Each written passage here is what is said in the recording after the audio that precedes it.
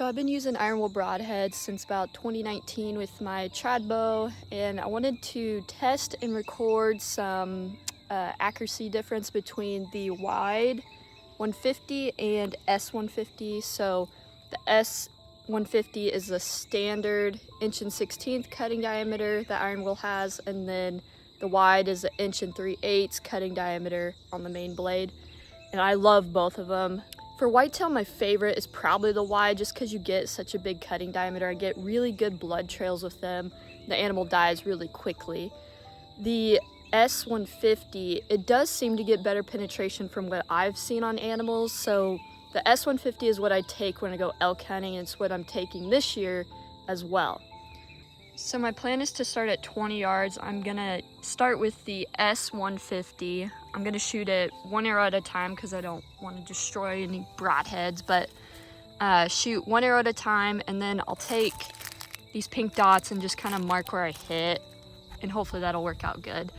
We'll see. I've never done that before, but yeah, I'll shoot the S150. I think about 4 times will be good enough, and then I'm gonna switch spots, go to a new spot, and mark the Wide 150. But let's record the actual results and see what happens.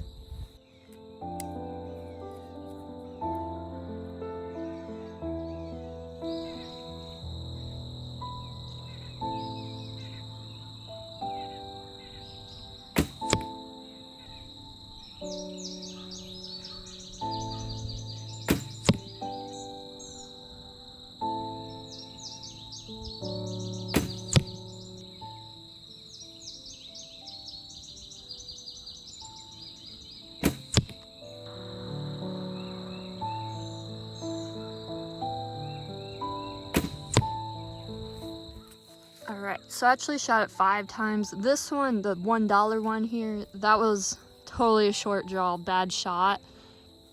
But I think that's a really good depiction of it. I had this one that was a little bit low. It's probably just I was aiming a little too low, but it does shoot really good. I mean, that's a pretty small circle. These are falling off, so hopefully it stays. So I'm at least gonna get a screen capture of that. Now I'm gonna rotate. Let's see. Rotate, and let's shoot the Wide at this spot.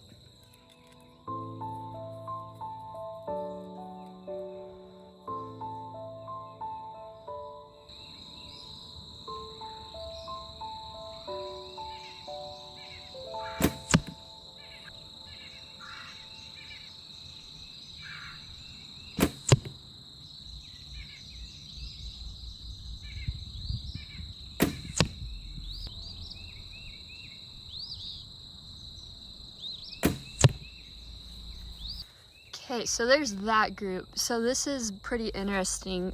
This arrow shaft, it is flying a little bit weak.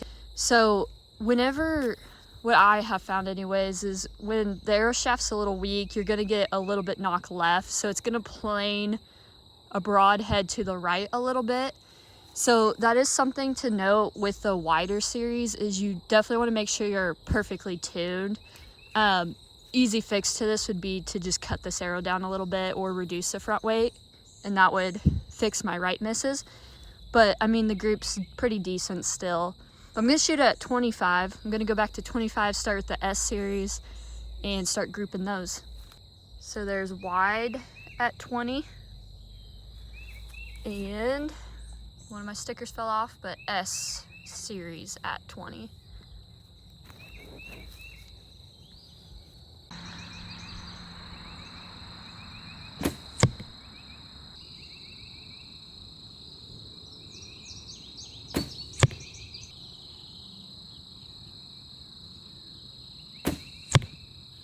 Okay, there's 25 yards with the S150. So I'm gonna just shoot the Wides at this same spot, and I'll just mark it with a different sticker and go from there. I'm only gonna do 3 arrows now.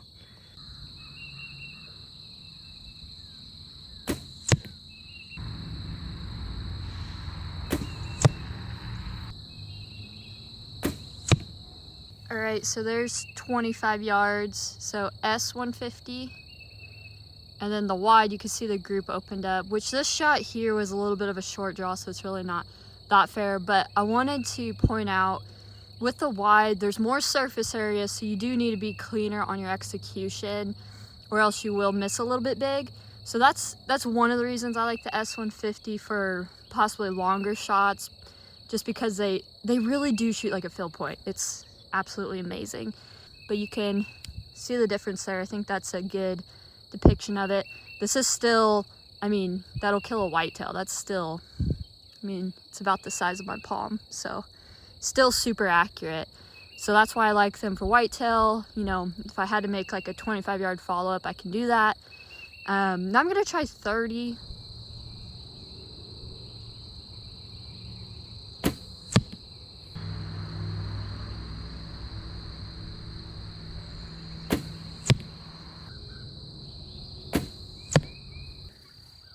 So there's S150 at 30 yards, still really good. This shot, my release wasn't perfect, but you can see it still stayed within this circle there.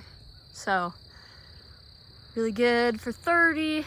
Now I'm gonna do the wide, which hopefully that goes good. I haven't really shot those that far, so we'll see.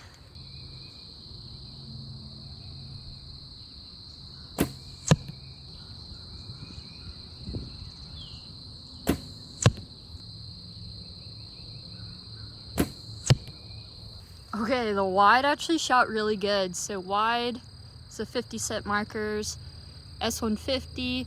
This one wasn't a great release. My wide shots were good releases, and I mean, they hit within the circle. That's really awesome at 30, to be honest, for such a big broadhead. I mean, you can see how big that is.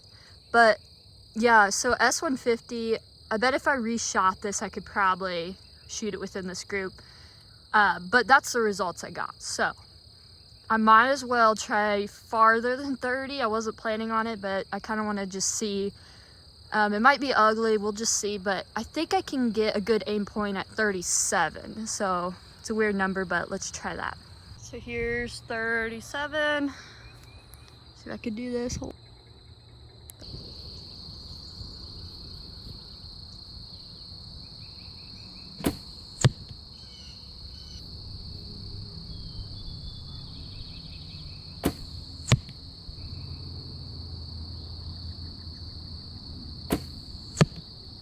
So S150 at 37 yards. So, I mean, these shoot just like my field points. That's about, I mean, that's actually a little bit better groupings than I get with field points typically.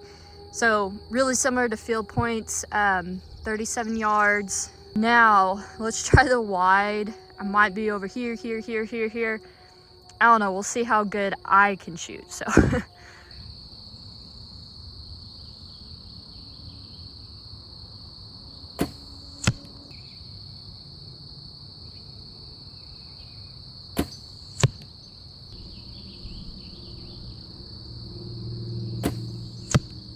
Okay, I guess I'm kind of biased because I was thinking the wides were gonna be pretty inaccurate, but they're actually extremely accurate. So that was my last group at 37. This one was a bit of a short draw, but I wanted to keep it just so you can see the amount of miss you might get. But I mean, that is still a pretty decent group at 37 yards. So really, if you're shooting like 25 and in, I mean, there's really no excuses there. I think the biggest thing I learned from this is any little mistake in your execution, the wide will show it more. It is a bigger broadhead, there's more surface area. So that's something to keep in mind. S150 shoots just like my field points, same grouping that I see with field points, so accuracy is amazing there. Wides, the groups are a little bit bigger, but still really accurate. So super excited about that. I think that is all I wanted to talk about. The next clip though, I have a bunch of different models of iron wheels, so I'll go over different models I have. If you're interested in that, you can look at that and just see the different sizing of different weights and the different models in series. So that might be cool if you're into that. Thanks again for watching. I have a lot of different models of iron wheel, so I'm just going to go through them real quick. These two, I want to start with these. These are my two favorites, of course. So this is a Wide150, and then this is the S150. S150 means it's the standard cutting diameter for iron wheel, which is 1/16 on the main blade, and then it has the solid main blade with a double bevel edge. This is a Wide150, which means it's the 1 3/8 cutting diameter on the main blade, and then it's a double bevel solid broadhead. The 150 version is solid in the Wide series. They both have 3/4 inch bleeders, the exact same bleeders. The Wide, you can see, is just a little bit longer on the main blade as compared to the regular S series, and then of course it's wider.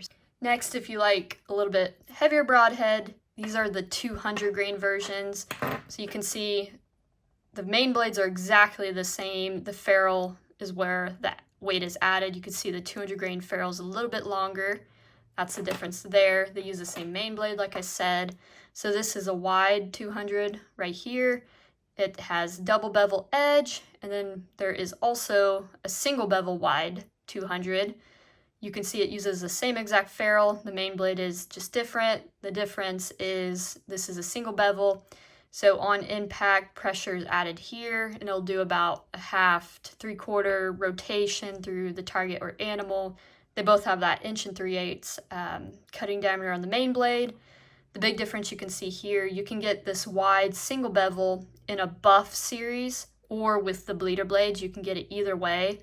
The buff is short for buffalo. It's BUFF on the website.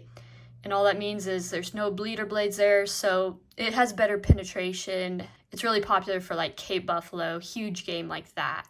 So that's why someone might go with the buff series. But both are really awesome broadheads there.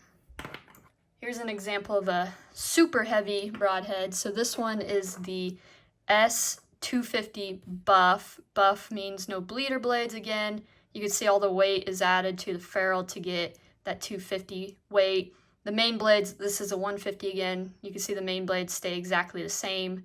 The ferrule past 125 grains is what makes the weight difference. So that's a big old broadhead right there. It's killed a lot of Cape buffalo. Not me personally, but this particular broadhead.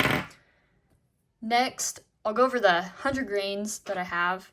So this is the S100 and then the single bevel 100.